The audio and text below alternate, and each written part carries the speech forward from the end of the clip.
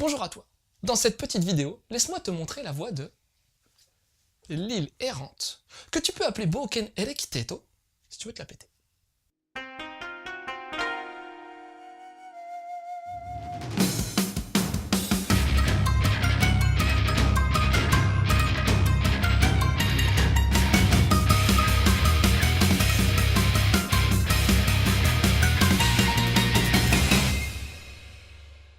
Imagine, la mer, le sable, les vagues, des petites îles japonaises. Ça y est, t'y es. Voilà, tu sais au début de l'histoire. Mikura Amelia est une jeune femme dont le boulot consiste à effectuer des livraisons pour les pêcheurs habitants des petites îles éloignées, et ce, avec son hydravion. C'est son grand-père, entre parenthèses c'est lui qui l'a élevé, qui l'a entraîné dans cette voie, mais seulement voilà, le papy vient juste de mourir. Mikura a beaucoup de mal à encaisser, seulement, en farfouillant dans la maison de son grand-père, elle trouve un paquet qui lui est adressé. Dedans prennent place de vieux documents, ainsi qu'une mystérieuse lettre qui doit aller sur l'île d'Electriciteit, dans l'océan Pacifique. Premier problème, cette île n'est sur aucune carte, hormis sur les docks laissés par son grand-père. Deuxième problème, et celui-là il est big, d'après les cartes du papy, Electriciteit semble bouger. Ouais, bouger. À partir de là, Mikura ne va plus avoir qu'un seul objectif en tête, dénicher cette hypothétique île errante.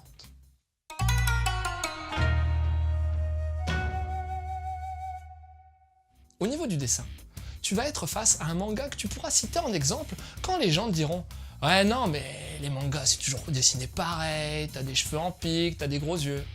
Ben non, le dessin de Tsuruta sort vachement des sentiers battus, avec son aspect crayonné, ses personnages filiformes tout en douceur, et son ambiance un peu rétro. T'as même les premières pages, bien qu'en noir et blanc, qui devaient être comme la couverture, avec un aspect pastel pas dégueulasse du tout. Enfin moi, je trouve ça super beau et poétique. Oui, poétique, car la réalisation du Nemu fait aussi dans la subtilité et la grande classe. Déjà, pas d'ono. Ensuite, tu verras qu'il y a très peu de bulles, et que les cases, souvent dans le sens de la hauteur, font vachement dans le contemplatif. Il va t'arriver de feuilleter presque une dizaine de pages avec de grandes cases superbes de description, et c'est tout. Un choix particulier, mais qui colle tout à fait à l'ambiance du titre.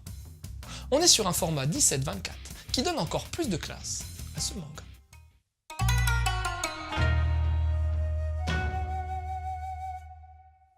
Bon, on peut pas dire que je sois un fan absolu des scénars de Tsuruta Kenji. C'est lui qui a créé Spirit of Wonder et puis Forget Me Not, édité en France. Après, tu pourras aussi voir son nom associé à un titre vraiment sympa et déjanté, Abenobashi. Et bien que j'attendais pas énormément de cette île errante, on peut dire qu'elle m'a séduit.